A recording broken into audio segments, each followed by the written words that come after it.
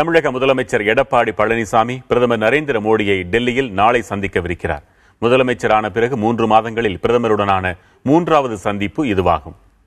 கோவை ஈஷா மையத்தில் 110 அடி உயர ஆதியோகி சிலை திறப்பு விழாவின் போது பிரதமர் மோடியுடன் இணைந்து பங்கேற்றிருந்தார் முதலமைச்சர் எடப்பாடி பழனிசாமி. அடுத்து பிரதமரை டெல்லி சென்று நேரில் சந்தித்த முதலமைச்சர் தமிழக அரசின் கோரிக்கைகள் அடங்கிய மனுவை அளித்தார்.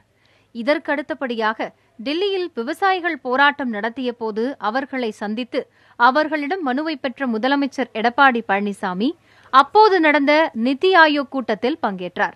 அங்கு பிரதமரை சந்தித்து அவரிடம் விவசாயிகளின் மனுவை அளித்திருந்தார். இந்த சூழலில் பிரதமர் நரேந்திர மோடியை டெல்லியில் நாளை சந்திக்கிறார் முதலமைச்சர் எடப்பாடி பழனிசாமி. இதற்காக இன்று மாலை அவர் டெல்லி புறப்பட்டு சென்றார்.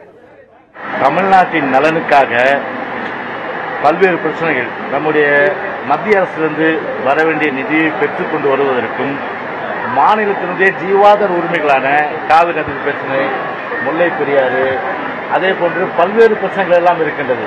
எனவே அந்த பிரச்சனைகள் எல்லாம் குறித்து நம்முடைய மாநிலத்தினுடைய உரிமையை நிலைநாட்ட வேண்டும் என்ற அடிப்படையில் மாண்புமிகு அம்மாவுடைய அந்த கொள்கைக்கேற்ப மாண்புமிகு முதலமைச்சர் அவர்கள் செல்வார்கள். நாளை பகல் 12 மணி அளவில் பிரதமரை முதலமைச்சர் சந்திக்க உள்ளதாக தகவல் வெளியாகியிருக்கிறது. உள்ளாட்சி தேர்தலில் பாரதிய ஜனதாவுடன் கூட்டணிக்கான முன்னோட்டமா இந்த சந்திப்பு என்ற கேள்விக்கு அமைச்சர் ஜெயக்குமார் மறுப்பு தெரிவித்துள்ளார். தேர்தல் வரும்போதுதான் அது பற்றி ஒன்று கூடி அனைவரும் கட்சியும் ஆட்சி வழிநடத்துவதற்கு குழு இருக்கின்றது.